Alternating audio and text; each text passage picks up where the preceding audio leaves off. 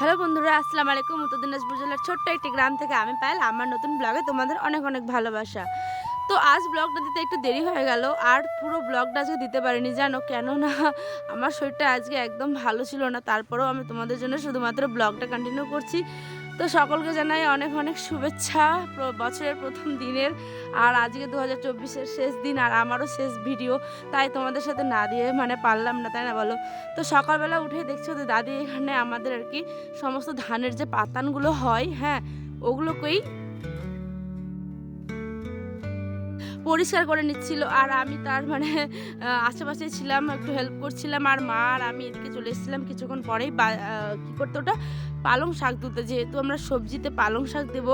আর গ্রামের টাটকা শাক সবজি যখন খাচ্ছি পালং শাক দিয়ে খেলে দেখবে অনেক অনেক ভালো লাগে। তো পালং শাকের কিন্তু ভর্তাও আমরা খাই, হ্যাঁ, ওটা একটা অন্য রেসিপি শেয়ার করব। আর ব্লগটা আজকে বেশি বড় করতে পারিনি, কেন বলো তো, জানোই তো প্রচুর কাজ। আর তার মধ্যে আমার লাস্টের দিকে এত মাথা যন্ত্রণা করছিল যে আমি ব্লগ করতেই পারিনি সারাদিন। তাই সকালের যেটুকু অংশ আমি করেছি সেটাই তোমাদের সাথে শেয়ার করলাম। আর চারিদিকে এত মিউজিক এত পিকনিক হচ্ছে যে ভয়েস দিতেই পারছি না। তো কিছু কি করবো বলো, আজকে যেহেতু সকলে অনেক অনেক আনন্দ করছে। আর আজকে আমার দিনটা এত খারাপ গেল আমি ভাবতে পারছি না। আমার সারাদিন একদম শরীর ভালো নেই, জানো। তারপরেও আবার সকালবেলা সংসারে তো কাজ করতেই হবে, তাই না? আর বছরের শেষ দিন, তাই তোমাদের সাথেও ব্লগটা শেয়ার করলাম। কাল থেকে সবার জীবনে যাতে নতুনভাবে সমস্ত কিছু শুরু হয়, আল্লাহ তোমাদের সকলকে ভালো রাখুক, সুস্থ রাখুক। আর আমার ব্লগগুলো দেখো, কেমন লাগছে অবশ্যই কমেন্ট করে জানিও। আর এখানটায় দেখো মা আর আমি শাকগুলো তুলে একদম বেরিয়ে যাচ্ছিলাম, টাটকা টাটকা সতেজ শাক। আশেপাশ থেকে অনেক হয়তো মিউজিক আসছে, কিন্তু প্লিজ তোমরা একটু মেনটেন করে শুনে নিও প্লিজ, হ্যাঁ। আর সকলের শেষ দিনটা কেমন কাটলো আমাকে কমেন্ট করে জানিও। আর আগামী দিনের জন্য অনেক অনেক শুভেচ্ছা আর অ্যাডভান্স হ্যাপি নিউ ইয়ার সকলকে। আর এখন কটা বাজে 7টা, 7:30। তোমরা 8টা, 8:30-টার মধ্যে ব্লগ পেয়ে যাবে। রাত্রিবেলা করেই এখন ব্লগ দেবো, কেন বলো তো, দিনের বেলা না একটা ব্লগ করি প্লাস আয়ান সমস্ত এডিটিং করার আমার সময় হয়ে ওঠে না, জানো।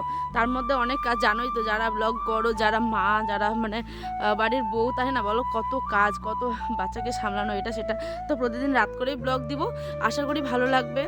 আর কি, এখানে সমস্ত সবজিগুলোকে আমি পরিষ্কার করে কেটে নিচ্ছিলাম। সিম, আলু আর বেগুন দিয়ে একটা সবজি করব সকালবেলা। আর রাত্রে দেখা যাবে কি রান্না হয়, আমাদের তো দুবার রান্না করতে হয়।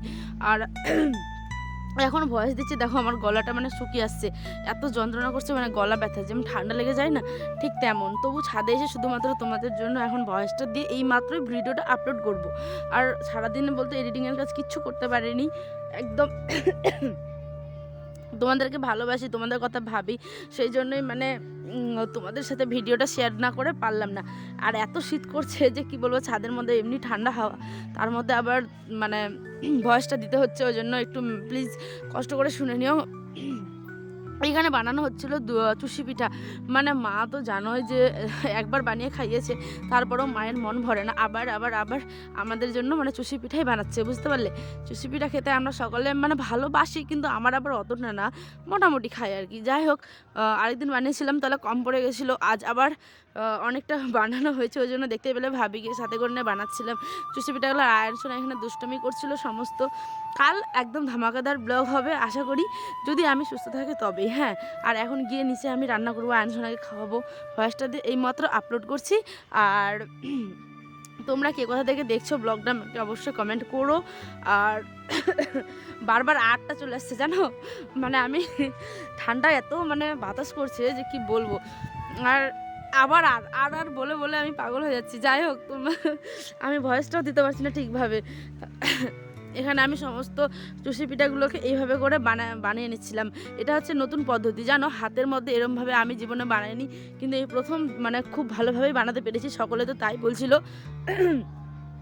পাশে এত পিকনিক হচ্ছে, সবাই পিকনিক করছে, আমরাও করাচ্ছিলাম, কিন্তু এই যে আমার শরীর খারাপ, সেই জন্য এত বড় অনুষ্ঠান থেকে আমি বাদ হয়ে যাব, কি আর করা যাবে, বন্যা করছে। আর আমরা করার আছি সামনে আগামীকাল আর কি, 2025-এ, তাই না। তোমাদের সাথে আবার দেখা হবে 1 বছর পরে। তো সকলে ভালো থাকবে, সুস্থ থাকবে, আর নতুন বছরটা সবার যাতে ভালো হয় এই কামনাই করি।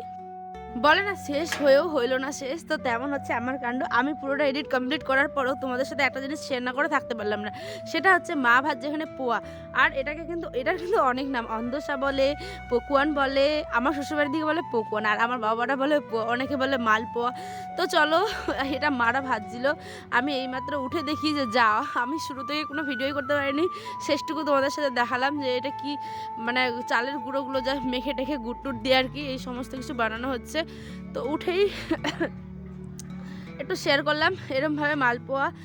আমি কোনটা খাই জানো, আমার আবার এইসবের মধ্যে একটু অনেক মানে ভাগ আছে। আমি আবার গোলের যে চারিদিকে শক্ত শক্ত অংশটুকু, যেটা আর কি মানে ক্রিস্পি টাইপের হয়, মুচমুচে, ওইটুকু হয়। আর মধ্যে যে আটাটা ওটা ফেলে দিই, বলতে মাকে দিয়ে দিই, ঠিক আছে, আমি ওটা আবার খেতে পারি না। এই যে দেখছো চারিদিকের কালোটা, ওইটুকুটা জাস্ট খাই। আর এই যে চুষি পিঠাটা বানালো, তো পুরো রেসিপিটা জানোই, দুধ জল সমস্ত কিছু গরম করে তার মধ্যে গরম মশলা টরম মশলা দেওয়ার পরেই চিনি, তারপরে আর কি বলো ওটা, জল, সমস্ত কিছু ফুটবে, তার মধ্যে ওগুলোকে দিয়ে দিচ্ছে। কাজু কিশমিশ চাইলে কেউ দিতে পারো, নারিকেল কোড়া সমস্ত কিছু দিয়েই ওটাকে বানানো হয়ে গেছে। আর এখানে মালপোয়াগুলো বেশ করে ছেঁকে নিচ্ছে, কাপ দিয়ে দিয়ে দিচ্ছে পরিমাণ মতো আর কি। তো চলো আজকে এই পর্যন্ত, সকলে শুভরাত্রি, ভালো থেকো, সুস্থ, আল্লাহ হাফেজ।